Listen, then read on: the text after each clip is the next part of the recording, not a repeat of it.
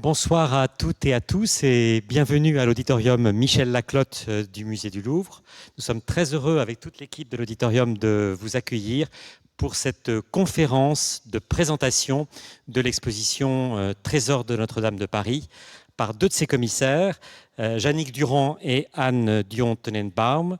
Jannick Durand est directeur honoraire du département des objets d'art du Musée du Louvre, conservateur général honoraire du patrimoine, et Anne Dion-Tenenbaum est conservateur général et adjointe au directeur du département des objets d'art de notre musée.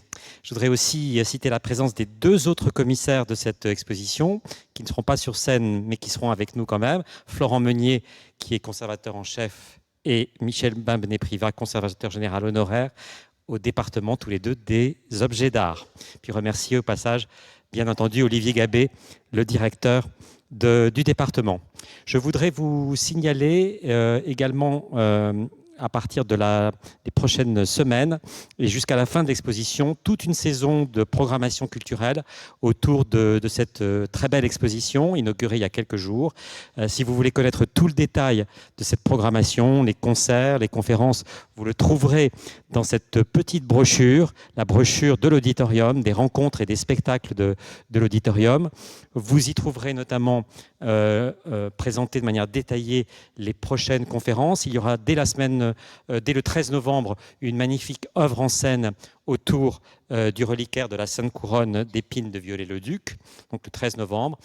Des concerts, d'autres conférences autour de l'histoire architecturale de Notre-Dame, avec deux grands spécialistes de cette question, de Barry Bergdoll de l'Université de Columbia et Dany Sandron, qui enseigne à la Sorbonne. Et un peu plus tard, au mois de janvier, une très belle rencontre autour de l'histoire autour du chantier actuel de restauration de la cathédrale, des métiers d'art qui ont été mobilisés autour de ce grand chantier.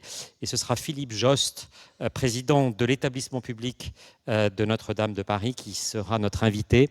On aura à cette occasion, comme nous l'avons eu au moment de l'inauguration de l'exposition, une pensée émue pour le général Georges Gelin, à la mémoire duquel cette exposition a été dédiée.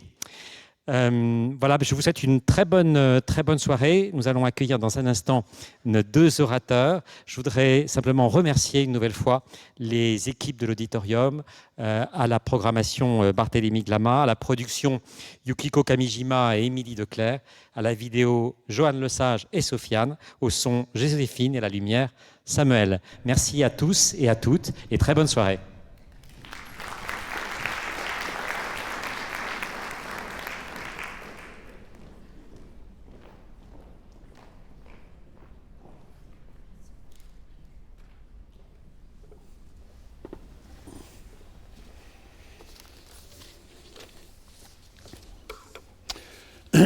Bonsoir à tous. Je remercie Luc Bougnol-Lafont pour ces mots d'introduction et je remercie à mon tour, comme Anne, ma voisine, tous ceux qui, en régie et de la technique, ont permis donc cette manifestation ce soir. On a tous en tête les images épouvantables de l'incendie du 15 avril 2019 et de la nuit du 15 au 16 qui a ravagé Notre-Dame, la cathédrale de Paris, et a failli la ruiner. On a tous aussi en tête l'héroïsme des pompiers qui, malgré l'effondrement de la flèche et d'une partie des voûtes, sont parvenus à maîtriser l'incendie et à sauver le bâtiment de la ruine. On a tous également conservé le souvenir du coq de la flèche, miraculeusement retrouvé le lendemain, presque intact dans les décombres de la rue voisine, quoique effroyablement malmené. Il est aujourd'hui exposé à la Cité de l'Architecture et du Patrimoine, avec les sculptures de la flèche, elles aussi miraculeusement descendues pour restauration, quelques jours seulement, à peine avant l'incendie. Parmi les nombreux miracles et événements liés à ces événements, le sauvetage de l'ensemble du trésor de la cathédrale est évidemment considérable.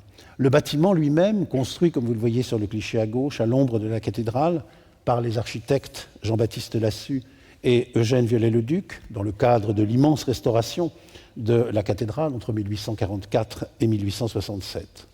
L'ensemble des objets et des reliquaires du trésor, au cœur desquels l'insigne relique de la couronne d'épines, ont donc survécu. Couronne d'épines que vous avez à droite de votre cliché dans son reliquaire confectionné en 1892. Naturellement, la Sainte Couronne ne figure pas à l'exposition, mais elle est évoquée à l'exposition par 3 majestueux reliquaires qui l'ont autrefois tour à tour abrité. Tous aussi, nous conservons l'image de l'évacuation des objets du trésor à l'hôtel de ville d'abord, puis, en grande partie, déposés dans les réserves du musée du Louvre, ici même. Depuis, et dès le lendemain de la catastrophe, ont commencé les travaux de restauration et de consolidation de la nef, puis la restauration des bâtiments et des décors intérieurs qui ont subsisté et qui sont majestueusement restaurés, comme vous le voyez ici, dans cette photo qui a été publiée dans la presse et dont l'achèvement est prévu pour 2024, l'année prochaine. Ici, donc, des restaurateurs au travail dans les chapelles des bas-côtés. Dès le lendemain de la catastrophe, le musée du Louvre avait conçu l'idée d'exposer dans l'une de ses salles, au cœur même peut-être du département des objets d'art d'ailleurs, une sélection d'œuvres du trésor, objets du culte, objets issus de paramantiques, reliquaires, en attendant leur futur retour dans le bâtiment de la Susse et Viollet-le-Duc. Un temps aussi avait été nourri le projet d'une exposition peut-être plus large, plus vaste, en collaboration avec toutes les institutions concernées, sur l'histoire de Notre-Dame, le bâtiment, son décor, sa ou ses restaurations, la place dans le cœur ou le cœur de la nation. Finalement, en lien avec les autres institutions et aussi en lien avec les autres manifestations qui se sont fait jour depuis ou qui vont bientôt s'ouvrir jusqu'à la réouverture au public de Notre-Dame, le Louvre s'est concentré sur le trésor de Notre-Dame. Je faisais allusion à la Cité de l'Architecture et aux œuvres qui y sont actuellement exposées. On peut aussi faire allusion à l'exposition prévue, par exemple, au musée de Cluny ou à d'autres encore. Le Louvre s'est donc concentré sur le trésor de Notre-Dame, avec l'exposition donc qui vient d'ouvrir, des origines à Viollet-le-Duc, avant que le trésor ne retrouve son bâtiment historique, comme vous le voyez ici, tel qu'il était avant la catastrophe, sur le côté gauche de la diapositive, et le bâtiment historique, ici, bien visible, et dans sa plénitude et sa beauté, sur un cliché ancien. Le projet du Louvre a donc pris place, à l'automne de cette année, dans un calendrier qui a été à la fois dicté par le temps nécessaire à la préparation de l'exposition, et plus encore en fonction du calendrier qui prévoit le retour du trésor à Notre-Dame, donc en 2024, l'an prochain, pour la réouverture. Le projet, vous le savez, a été confié au département des objets d'art, en l'occurrence, et les noms étant cités, mais je les citerai à mon tour, Florian Meunier pour le Moyen-Âge, à mes côtés, Michel Bimbenet, Privat pour la Renaissance et l'Ancien Régime, et puis à côté de moi, Anne Dion pour le XIXe siècle, et j'y ajouterai Lydie Bennett au département des objets d'art, qui nous a beaucoup aidés également. Cela dit, un tel projet ne se construit pas tout seul. Il a fallu évidemment la collaboration, le partenariat avec, d'une part, la Direction régionale des affaires culturelles d'Île-de-France et d'autre part, bien sûr, l'archevêché de Paris, mais également la Bibliothèque nationale de France, et on me permettra de citer ici nos collègues Maxence Herman et Charlotte de Noël, les Archives nationales, les monuments historiques auxquels j'ai déjà fait allusion, et on me permettra de citer Marie-Hélène Didier, et également les responsables du Trésor, en particulier Laurent Prade, régisseur général de la cathédrale et de son trésor. C'est un projet donc collectif dont nous vous présentons, Anne Dion et moi-même, ce soir, les éléments. Pour le Louvre, en même temps, il y avait une certaine logique également à présenter une exposition sur le trésor de Notre-Dame de Paris. En effet, en 1991, le trésor de Saint-Denis, en 2001, le trésor de la Sainte-Chapelle avait fait l'un et l'autre l'objet d'une exposition. C'était de rendre hommage, renouveler la mémoire de 2 grands trésors parisiens disparus pour leur part avec la Révolution, mais dont des vestiges sont conservés tant au Louvre qu'à la Bibliothèque nationale ou dans d'autres institutions. C'était également le cas en 2001 pour l'exposition sur le trésor de Conques ou en 2014 celle sur le trésor de Saint-Maurice d'Agone. En ce qui concerne l'exposition, le propos de l'exposition que vous avez vue ou que vous allez voir sur le trésor de Notre-Dame, elle repose d'abord sur un constat. Le trésor de Notre-Dame est un trésor célèbre, mais au fond relativement méconnu. Seule émerge la figure immense, prodigieuse et géniale de Viollet-le-Duc. Mais curieusement, Même l'œuvre de Viollet-le-Duc, ici incarnée par deux des objets qui figurent à l'exposition, même l'œuvre de Viollet-le-Duc n'a jamais été encore, je crois, replacée dans le contexte de l'histoire millénaire de Notre-Dame et de son trésor ecclésiastique. Le propos de l'exposition repose également sur un second constat. Tout ou presque du trésor ancien de Notre-Dame a disparu sous la Révolution, même si, comme toujours, il faut très légèrement nuancer les choses. En 1792, tout le trésor est arraché à Notre-Dame. Les objets d'orfèvrerie sont destinés à la fonte. Seuls, pratiquement, les manuscrits, dépourvus de leur reliure précieuse, cela s'entend, échappent à la destruction. Notre-Dame, profanée, devient bientôt le temple de la raison, puis même un entrepôt destiné à abriter du vin. Il faut attendre le Concordat, signé en 1801, et sa mise en vigueur en avril 1802, pour voir un retour au culte, et c'est un autre chapitre qu'Anne introduira avec vous. Pourtant, et pour la première fois, malgré les difficultés de l'exercice, l'exposition a tenté de renouer avec l'histoire millénaire antérieure du trésor, avant la Révolution, et sa magnifique résurrection au XIXe siècle. Comme vous le savez tous, les dates retenues sont celles qui courent des origines du trésor à Viollet-le-Duc, avec ce souhait de replacer l'œuvre de Viollet-le-Duc à l'issue d'une longue tradition et dans la perspective d'ensemble de la longue tradition millénaire de l'histoire de Notre-Dame. En revanche, après l'œuvre de Viollet-le-Duc, les enrichissements ultérieurs n'ont pas cessé. Ils ont continué, mais ils n'ont pas modifié l'ampleur des réalisations de Viollet-le-Duc, ni sa vision d'ensemble qui subsiste jusqu'à nos jours. Un trésor d'église, comme tout trésor d'église, quand il est encore vivant, comme l'est celui de Notre-Dame ou d'autres encore, évolue, s'enrichit, sert au quotidien, aux célébrations et aux cérémonies.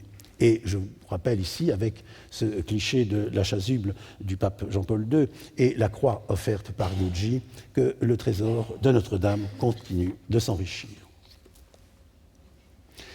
Si le terme de cette histoire est bien cerné, avec donc l'œuvre de Viollet-le-Duc et ici l'admirable grand reliquaire de la couronne d'épines, comment raconter l'histoire du trésor sans le replacer aussi au cœur de celle de la cathédrale elle-même ? Comme le constataient en 1919 Marcel Aubert et Paul Vitry dans leur notice archéologique consacrée à l'édifice, qui constitue également une des études pionnières de la cathédrale et de son trésor, les origines de la cathédrale de Paris, je cite, « malgré les savants travaux déjà publiés, sont encore très obscures ».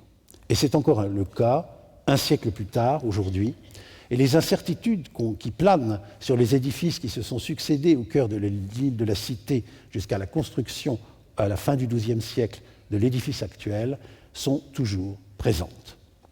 Dans l'exposition, ces incertitudes sont évoquées à l'aide d'un très beau document, un très beau dessin de Vincent Entier, daté de 1699, que vous apercevez sur le côté gauche de la diapositive. Vous reconnaissez tous la façade de la cathédrale actuelle, majestueuse dans son élévation, avec, au nord, accolé, un petit bâtiment, une petite église, qu'on appelait plutôt, avant qu'elle ne fût détruite au XVIIIe siècle, Saint-Jean-le-Rond. Était-ce un petit édifice adventiste de date incertaine ? Faut-il y voir le vestige d'un baptistère d'un groupe cathédral du haut Moyen-Âge ? Les hypothèses vont bon train, les questions demeurent débattues. En même temps, il était un peu impensable de parler du trésor sans évoquer tout de même la chronologie d'ensemble de Notre-Dame, en même temps qu'elle conditionnait, bien sûr, celle du trésor. C'est ce que nous avons pu, grâce à l'amitié des graphistes du Louvre, manifester dans le couloir qui conduit à l'exposition. Si l'on entre, on aperçoit, comme vous le voyez, une anamorphose d'une gravure de la façade de Notre-Dame, qui permet d'ailleurs de façon amusante de voir tel ou tel détail et d'y reconnaître tel ou tel détail de la cathédrale qui nous est familier. En même temps, au revers de chacune de ces lames figure un médaillon qui représente qui représente un des grands moments de l'histoire de la cathédrale depuis le milieu du IIIe siècle, la fondation de l'évêché de Paris par Saint-Denis, jusqu'aux événements dramatiques de 2019. Il n'est peut-être pas inutile de rappeler en effet que tout commence au milieu du IIIe siècle avec la mission de l'évêque Denis, Saint-Denis, à Paris et la fondation d'un évêché d'après la tradition de l'Église parisienne et française.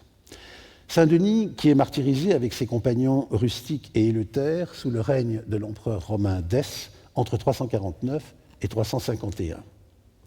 C'est une scène, la scène de son martyre, est ici immortalisée dans le célèbre panneau du peintre Henri Belchose, provenant de la Chartreuse de Champmolles à Dijon, achevé en 1416, et que vous pourrez, après avoir visité l'exposition ou avant, retourner voir dans les salles de peinture française du deuxième étage du musée. Dans l'exposition, cet événement est évoqué par, ou ces événements plutôt, cette fondation, est évoquée par un manuscrit de l'histoire des Francs de Grégoire de Tours. C'est le plus ancien manuscrit connu du texte, une copie du milieu du 7e siècle, donc de 2 ou 3 générations postérieures à la date de Grégoire de Tours et de l'écriture même du texte. Elle nous rappelle donc cette histoire. À côté, un diplôme de Charlemagne daté de 775 mentionne pour la première fois le triple vocable de la cathédrale à Saint-Étienne, à Saint-Germain et à Notre-Dame, vocable qui, comme vous le savez tous, finira par s'imposer et l'emporter. À côté également, un acte de Louis le Pieux mentionne un certain nombre de... Le premier acte original conservé permet d'évoquer l'institution des chanoines, l'institution du chapitre de chanoines, qui désormais sont chargés de la gestion du temporel et du trésor, et cela durera jusqu'à la Révolution et reprendra, mais c'est un autre épisode, après la Révolution. Quant au trésor proprement dit, ses origines sont tout aussi obscures et incertaines. L'un des plus anciens témoins qui figure à l'exposition est l'extraordinaire testament sur papyrus de la noble Ermentrudis, ou Ermentrude si vous préférez en français, qui lègue à la cathédrale, dans un testament impressionnant, qui lègue à la cathédrale à la fin du VIe siècle un plat d'argent, un missorium en latin, valant 50 sous. Elle consent donc un certain nombre de dons, de legs, à des églises de Paris, et parmi elles, donc, la cathédrale, avec ce plat valant 50 sous, qu'il est évidemment difficile d'interpréter de façon plus précise, mais tout de même, c'est une somme qui semble importante et permet de situer ce grand plat d'argent, ce missorium, dans la tradition des plus grands missoria d'argent de la fin de l'Antiquité, dont quelques exemples nous sont parvenus. Autre témoin tout aussi exceptionnel, un manuscrit, c'est celui que vous avez à droite, du Xe siècle, qui contient une bien intéressante liste de reliques du 7e siècle. Elles sont enfermées dans une châsse de la Vierge, une capsa Sancta Mariae. On y trouve une cinquantaine de reliques qui ne peuvent guère avoir été, à bien y réfléchir, que de tout petits fragments. Il y a un petit fragment de Saint-Denis, de Saint-Germain, de Saint-Éloi et de plusieurs saints martyrs de la Gaule ou de la France. Et surtout, plusieurs reliques indirectes, comme une cuillère par exemple, et un petit morceau du cierge de Sainte-Geneviève, mais aussi une série de vêtements qui ont appartenu à Saint-Germain, évêque de Paris, qui ont été versés au trésor, et le mot trésor figure expressément à la 5e ligne avant la fin, sous la 49e année du règne du roi mérovingien Clotaire II, soit en 625 donc, ou en 626. Ce sont des reliques indirectes, une chasuble, des chaussures, des bas, des gants, un manteau, qu'un de ses commentateurs a pu dire être la malle de voyage d'un évêque de Paris du VIe siècle. Ce ne sont donc pour l'essentiel que des reliques indirectes. Et il faut bien reconnaître que jusqu'au IXe siècle, la cathédrale de Paris est relativement dépourvue de grandes reliques, entre guillemets. En effet, les grands saints parisiens ne sont pas à Notre-Dame. Saint-Denis est à Saint-Denis, Saint-Germain est à Saint-Germain, Sainte-Geneviève est à Sainte-Geneviève. Un événement toutefois survient au cours du IXe siècle qui devait s'avérer décisif. Ce sont les invasions normandes. Les invasions normandes qui furent pourtant particulièrement désastreuses pour Paris. Les Normands sont réputés pour leur pillage dans toute la vallée de la Seine et bien au-delà. Paris subit plusieurs sièges entre 824 et 886. Saint-Denis, Saint-Germain, Sainte-Geneviève sont pillés ou incendiés. Seule la cité, avec la cathédrale, résiste. Et à plusieurs reprises, on réfugie dans les murs de la cité les reliques et les corps saints qu'on n'a pas eu le temps d'évacuer ailleurs. C'est notamment le cas du corps de Saint Marcel. Saint Marcel, un évêque de Paris de la fin de l'Antiquité, du milieu du IVe siècle, un saint relativement obscur et dont on sait au fond peu de choses. On possède néanmoins une vie de saint Marcel, écrit par Venance Fortuna aux alentours de 570, un des derniers grands poètes de la fin de l'Antiquité. L'un des hauts faits de saint Marcel est d'avoir combattu et terrassé un dragon menaçant qui venait dévorer dans son tombeau le cadavre d'une pécheresse et qui menaçait les habitants de la région. C'est ce que vous voyez ici représenté en haut à droite dans l'épistolier du trésor. Vous voyez saint Marcel qui s'apprête à donner un coup de crosse sur la tête du dragon et qui, de son étole, s'en servant comme d'un lasso, attrape en quelque sorte le dragon. C'est en tout cas le début du culte de saint Marcel à Paris. Il est évidemment très encouragé par les évêques de Paris, au point de vouloir rivaliser avec celui de Sainte-Geneviève, comme le montrent au XVIIe siècle, par exemple, les grandes processions parisiennes où les deux chasses cheminent ensemble. Cette gravure qui figure à l'exposition vous montre au deuxième rang deux chasses cheminant ensemble. Ce sont précisément celles de Saint-Marcel et de Sainte-Geneviève. Chasses dont Florian Meunier retrace dans le catalogue l'histoire et les péripéties, chasses entièrement disparues à la Révolution, connues donc par des gravures, connues par des descriptions, conçues comme une grande chasse gothique en forme d'édifice ou d'église, et dont une colonnette que vous avez à droite, qui figure à l'exposition, mais ce n'est pas une colonnette qui provient de la chasse. On l'a prétendu à un moment, mais ce n'est pas le cas, mais elle évoque tout de même à quoi pouvait ressembler un élément d'architecture de la chasse disparue, de la même manière que la statuette d'évêque, peut-être Saint-Marcel, puisqu'il est à côté d'un dragon, peut évoquer les statuettes du saint, en même temps que les statuettes qui pouvaient garnir les flancs de la chasse. En réalité, un seul vestige certain du trésor antérieur à la construction de Maurice de Sully à la fin du IIe siècle nous est parvenu, c'est le fragment de la relique de la vraie croix que le chanoine Anceau ou Ancel, prêtre et chantre du Saint-Sépulcre de Jérusalem, envoie entre 1107 et les années 1120 à la cathédrale de Paris, en souvenir probablement de l'excellente éducation, comme il le dit, qu'il y a reçue. C'est évidemment pour la cathédrale une relique tout à fait exceptionnelle, à l'origine d'une procession annuelle, le deuxième mercredi de juin, en lien avec la célèbre fête ou foire du Landy. La relique fut plusieurs fois pourvue d'un nouvel écrin, chaque fois plus fastueux, notamment une grande croix d'argent doré, dont un manuscrit de la bibliothèque de Châteauroux nous restitue l'aspect. Vous avez ici la page du manuscrit et le détail de la croix qui entre à la cathédrale, et dans les lames des panneaux introductifs du couloir que je vous disais, il y a effectivement une représentation très agrandie qui vous permettra d'en mesurer toute la finesse et tous les détails. Vous avez ici en réalité la représentation de l'arrivée depuis Jérusalem de la vraie croix, puisque l'on sait, par le texte même du bréviaire, que cette arrivée solennelle eut lieu en présence de l'évêque de Paris, qui apparaît ici, et de deux évêques, de Meaux et de Senlis, qui ont accompagné cet événement. En 1163, commence le grand chantier de Notre-Dame, la Notre-Dame que tout le monde connaît.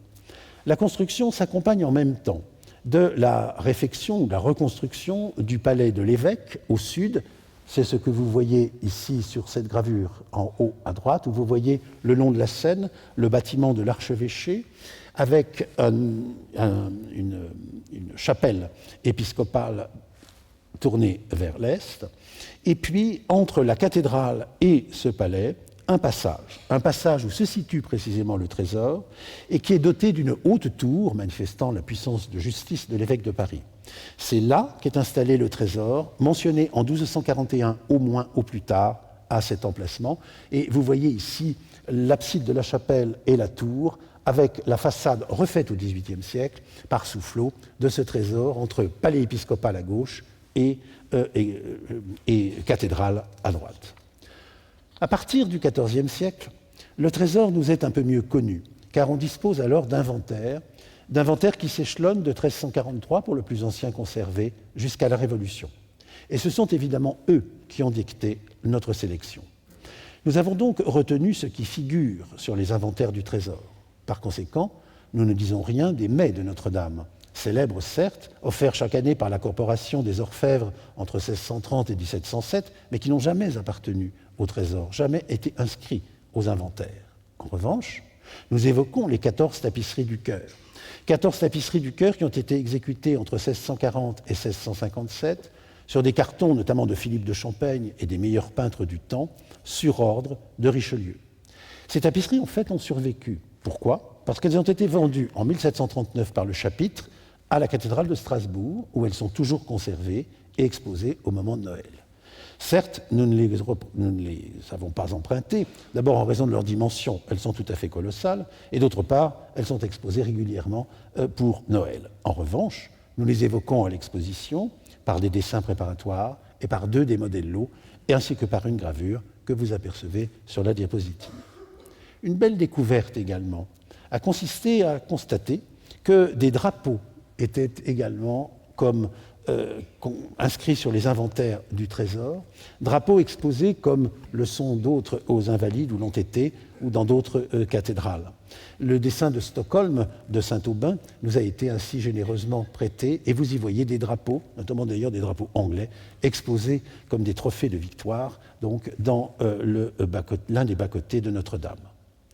Nous nous sommes posé aussi la question pour quelques œuvres retrouvées en fouille à Notre-Dame au XIXe siècle, ou plutôt encore au moment du vœu de Louis XIII, j'y reviendrai, de l'exécution du vœu de Louis XIII, j'y reviendrai, dans les tombes, et notamment avec la bague de Maurice de Sully qui est conservée au département des objets d'art.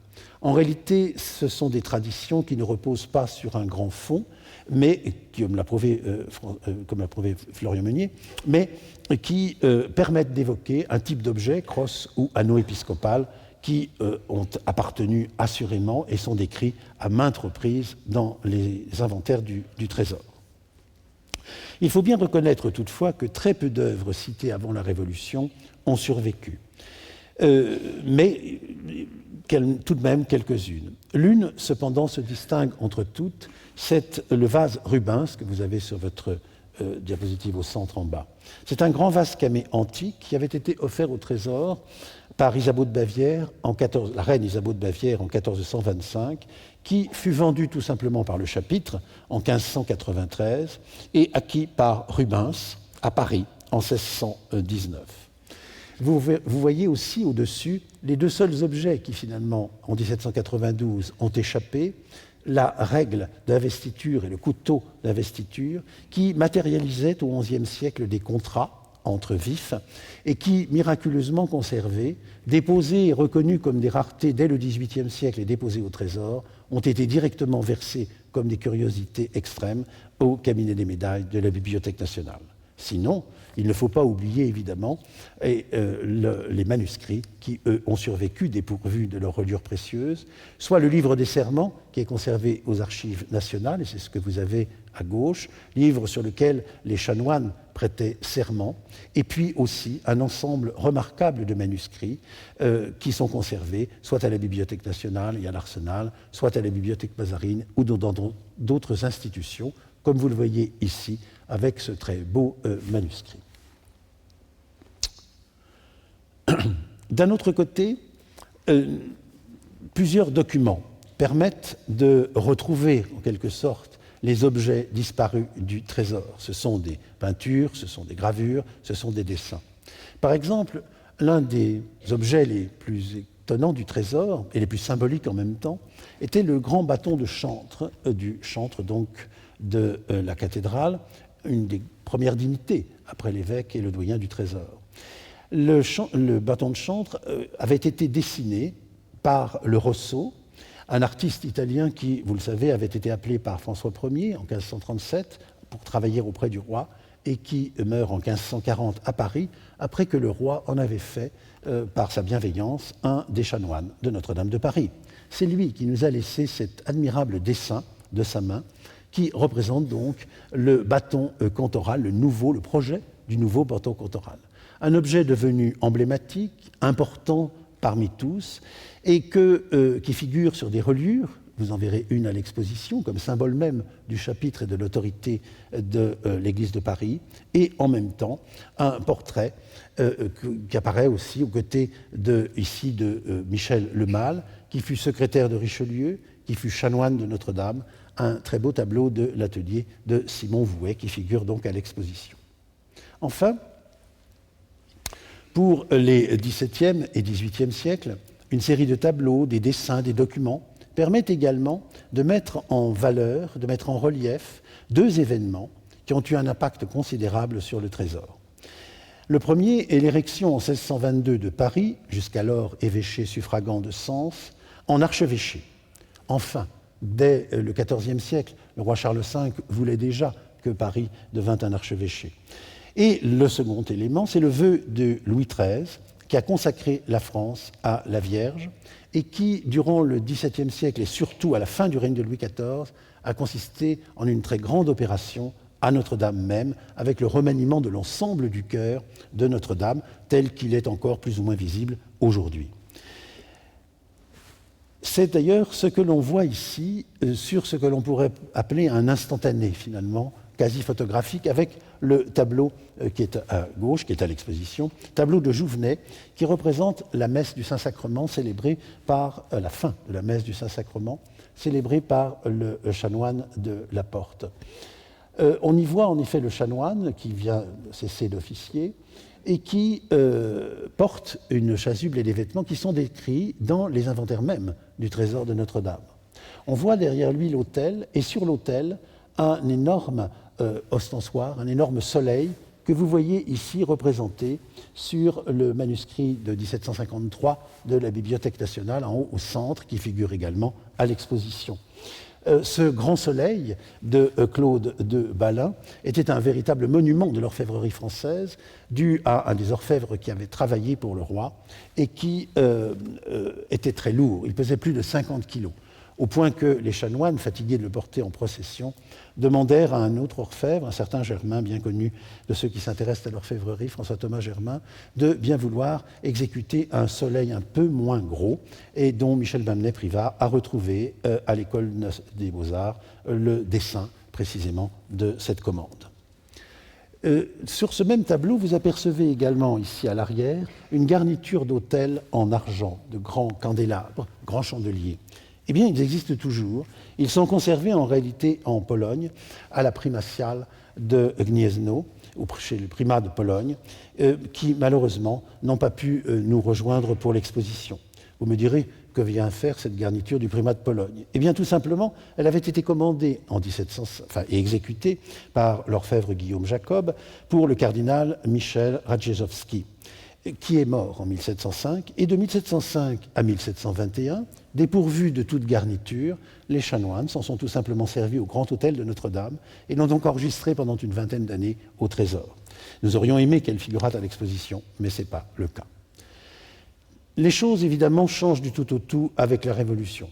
Le Trésor est presque entièrement anéanti en 1792, en même temps que l'institution canoniale, et il faut attendre donc 1802 pour voir renaître en quelque sorte le Trésor et une magnifique résurrection au XIXe siècle. Mais je laisse à ma voisine Anne Dion le soin de vous en entretenir maintenant.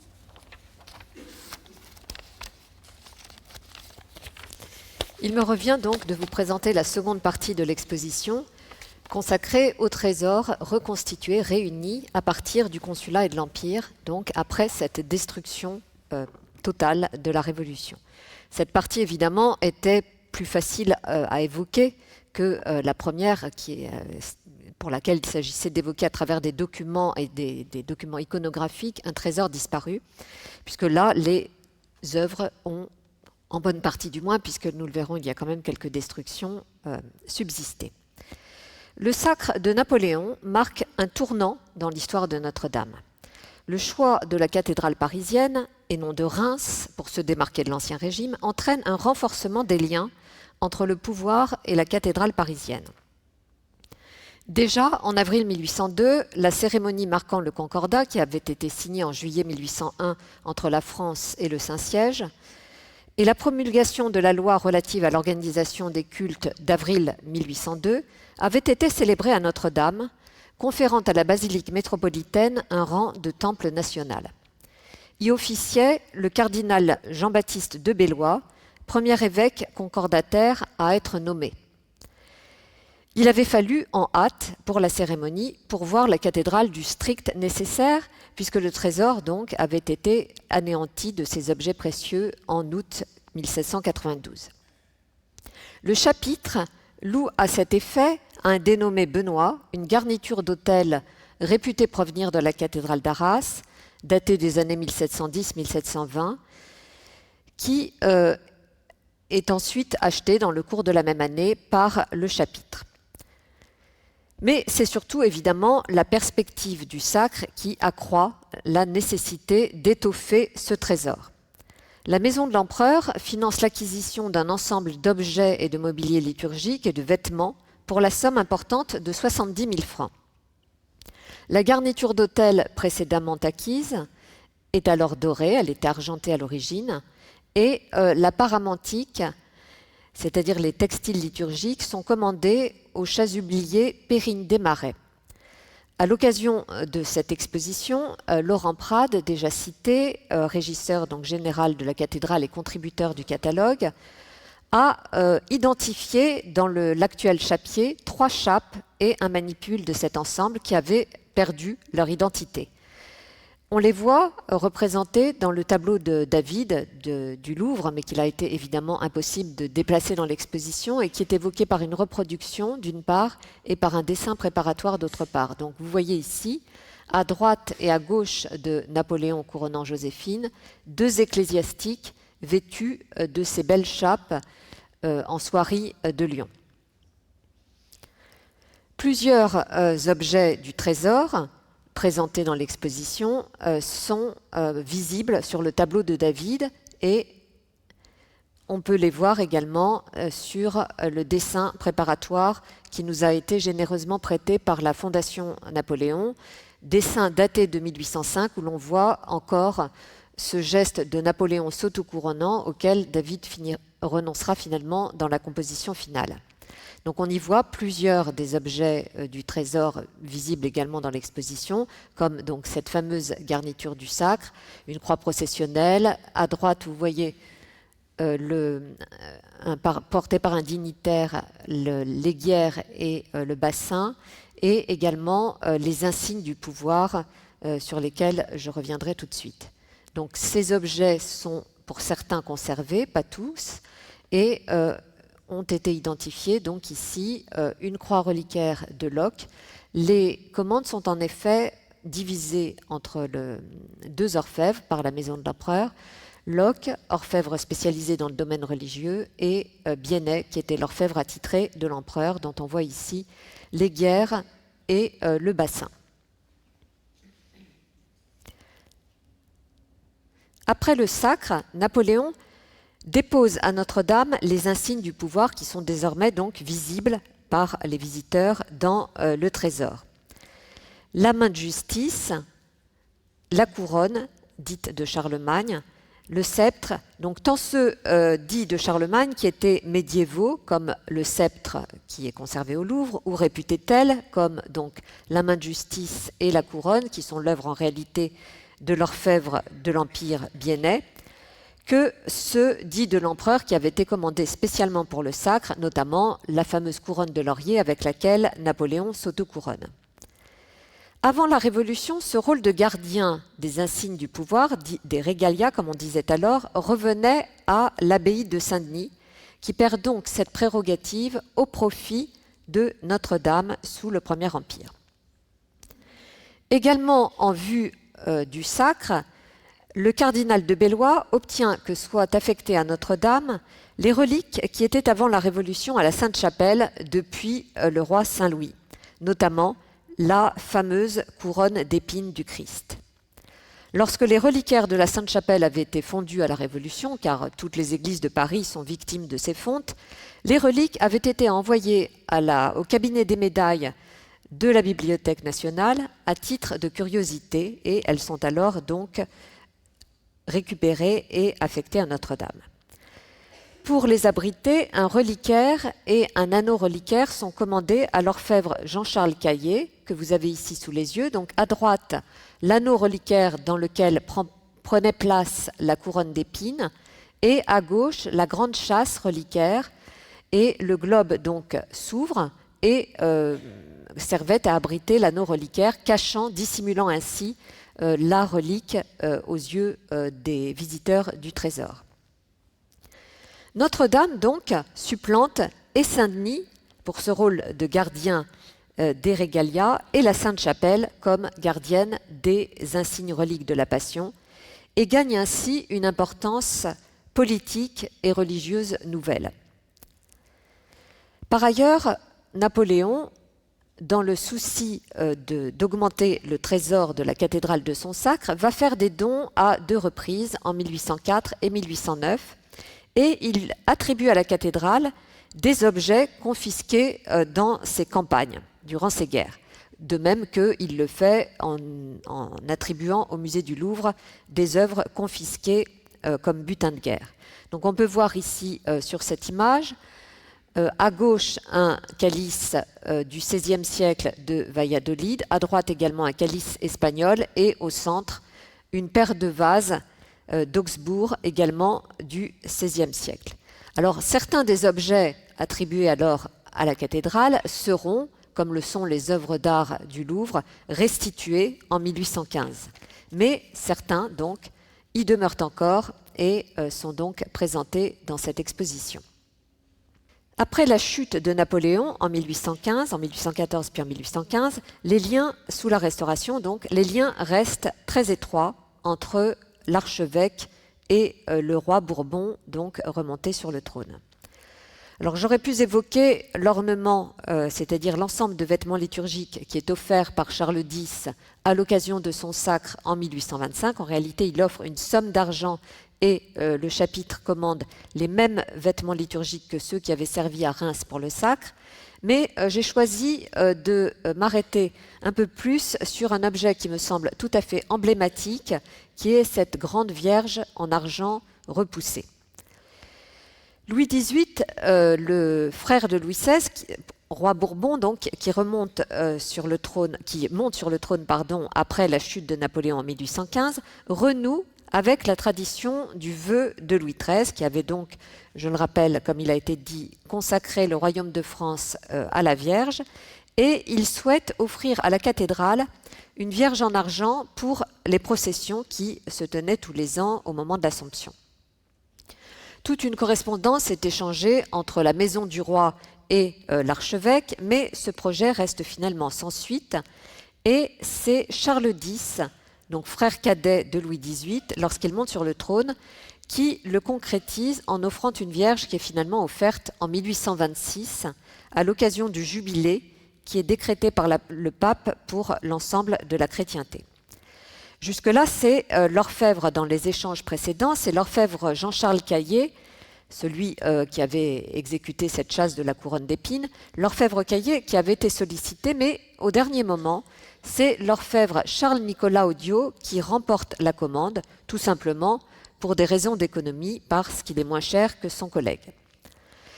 Par économie également, plutôt que de commander un modèle à un sculpteur contemporain, et plusieurs avaient été évoqués, on décide de partir d'un moulage d'une Vierge existante de l'église Saint-Séverin, une Vierge du XVIIIe par le sculpteur Bridan, auquel on demande juste au sculpteur Bozio quelques ajustements.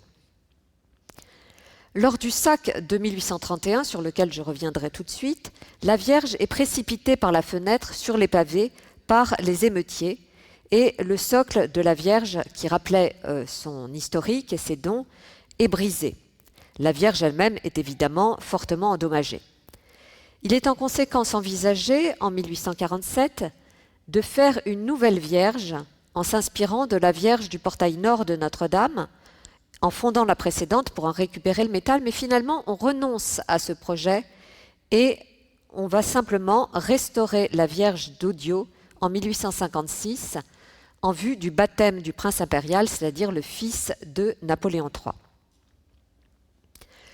Le trésor, reconstitué donc depuis le Premier Empire, malgré, comme je l'ai dit, des restitutions aux Alliés en 1815, où le renvoi des insignes du pouvoir, devenu évidemment indésirable, on l'appelait désormais Napoléon l'usurpateur, donc restitué par le chapitre en 1815, ce trésor va connaître à nouveau des vicissitudes en 1830 et 1831 avec un double sac.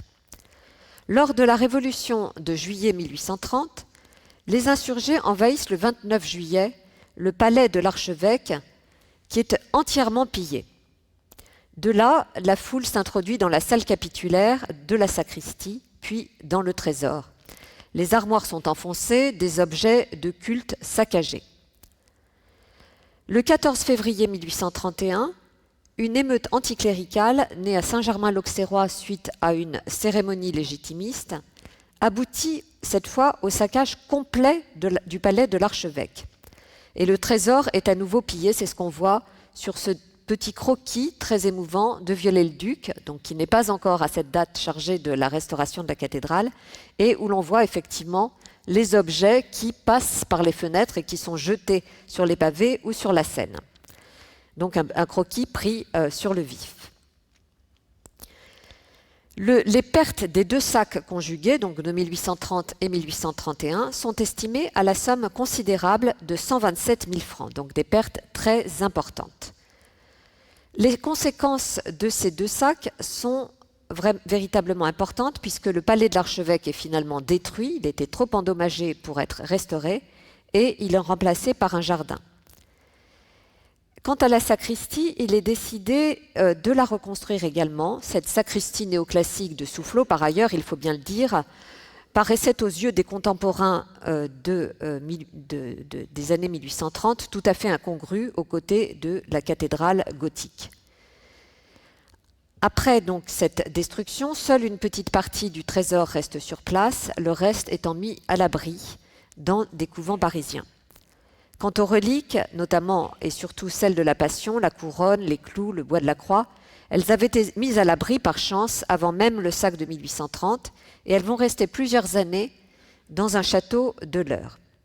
Donc cette situation provisoire dure quand même une grosse décennie, puisque c'est seulement lorsqu'un concours est organisé pour la restauration de Notre-Dame en 1843 qu'on y inclut la reconstruction de la sacristie. Le projet de Lassus et Viollet-le-Duc, donc tous deux associés, l'emporte. C'est ce qu'on voit à gauche, le projet de 1843, mais le projet de restauration de Viollet-le-Duc et de Lassus est agréé, mais pour la reconstruction de la sacristie, on leur demande de revoir en quelque sorte leur copie et ils font un second projet, qui est celui que vous voyez à droite, qui est finalement validé en 1845. Dans le premier projet, le bâtiment néogothique se terminait à l'est en abside, parallèle au flanc sud de la cathédrale. Dans le second projet de 1845, deux galeries reliées par une cour à la manière d'un cloître desservent respectivement la sacristie de la paroisse et la sacristie des chanoines, de même que la salle capitulaire, et le trésor est à l'origine prévu à l'étage. Le chantier est mené dans un délai relativement normal. En revanche, l'aménagement intérieur traîne, si bien que ce n'est qu'en 1854, donc presque 20 ans après, plus de 20 ans même après la destruction de 1830 et 31, que le trésor peut être installé dans son nouvel écrin. Les vitrines en ont été dessinées également par l'architecte Viollet-le-Duc.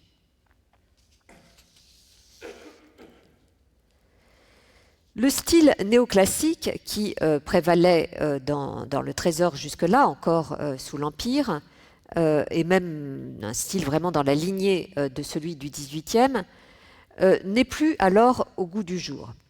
Entre-temps, le roman Notre-Dame de Paris de Victor Hugo a été publié en 1831. Un inspecteur des monuments historiques, Ludovic Vitet, puis ensuite Prosper Mérimée, est nommé en 1830 et la commission des monuments historiques est créée en 1837. Donc le goût pour le Moyen-Âge s'affirme.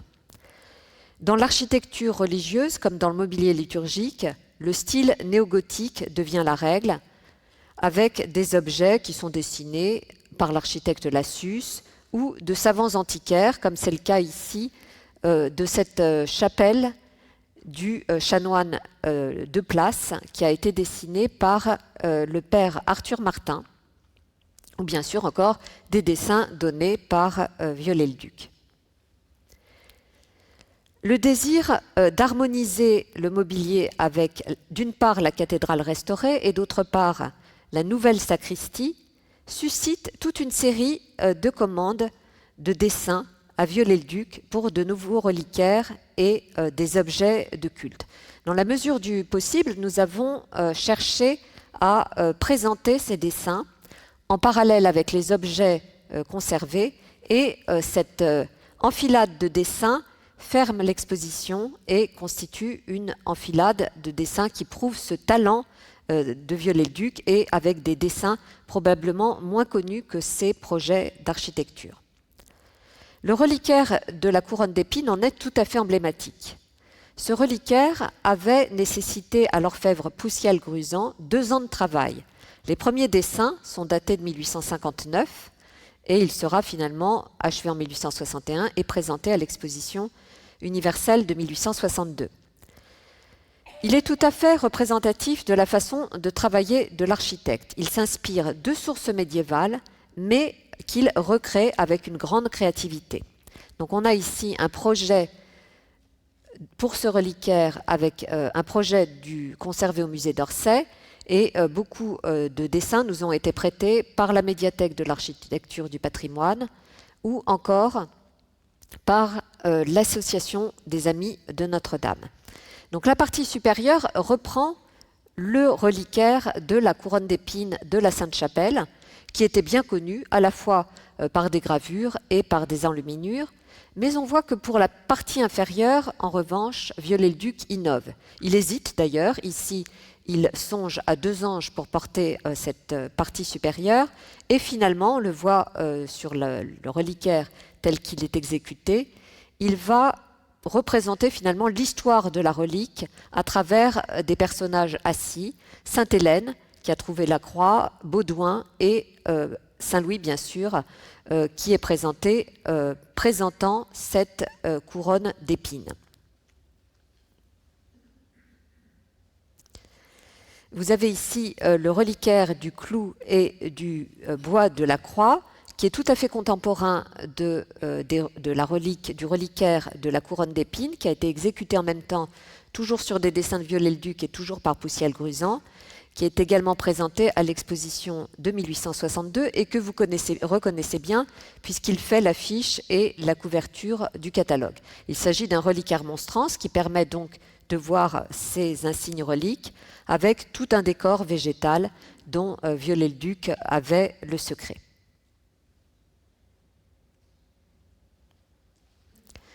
Autre objet témoignant de l'imagination de Viollet-le-Duc, ce grand ostensoir qui est présenté sur son présentoir dit Tabor, qui montre à ses angles des anges portant les instruments de la Passion, donc allusion évidemment à ces reliques insignes conservées par Notre-Dame. Ce présentoir n'avait pas été associé depuis longtemps à cet ostensoir, pour lequel pourtant Viollet-le-Duc l'avait conçu, et c'est un des intérêts de cette exposition que de montrer à nouveau ces 2 objets réunis. Donc l'ostensoir démontre cette créativité de Viollet-le-Duc puisqu'il fait à la fois appel à des sources médiévales comme ces anges balançant des ostensoirs qui se réfèrent à des sources du Moyen-Âge, mais en même temps il fait preuve de son imagination, notamment dans ces symboles des évangélistes qui entourent la gloire, donc à la partie supérieure de cet ostensoir. Cette créativité, elle est visible également sur cet objet tout à fait étonnant et atypique qu'est cet ostensoir dit dans les archives de la cathédrale, dans les registres capitulaires, ostensoir exposition. C'est un objet assez étonnant, donc les ostensoirs sont souvent abrités sous une architecture, un baldaquin qu'on appelle exposition, et là, les 2 fonctions sont combinées dans un seul objet, avec à la partie inférieure une architecture, une sorte de muraille crénelée, surmontée de cette armée d'anges soldats qui semble protéger donc cet ostensoir. Cet objet, très monumental, est présenté dans l'exposition Dans l'axe central, il est visible depuis l'entrée de l'exposition et il démontre comment, ce qui a déjà été dit, cette continuité entre le trésor médiéval et le trésor de l'époque moderne avec les objets créés par Viollet-le-Duc, donc tout ce qui a pu nourrir l'inspiration de Viollet-le-Duc. Donc c'est pour cette raison qu'il était pertinent de le rendre visible dès cette entrée dans la perspective.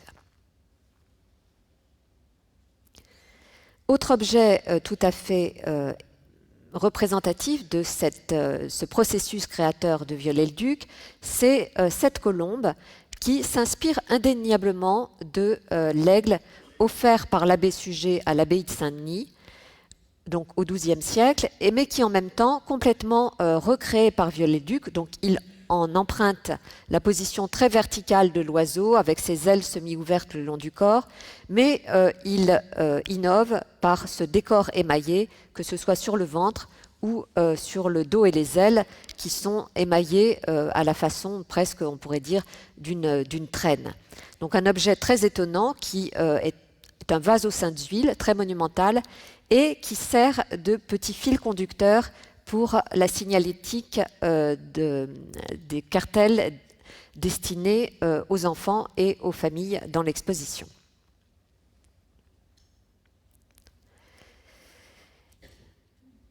Enfin, ici, des reliures. Donc, on voit que rien n'échappe à Viollet-le-Duc qui redessine vraiment tous les objets de la cathédrale.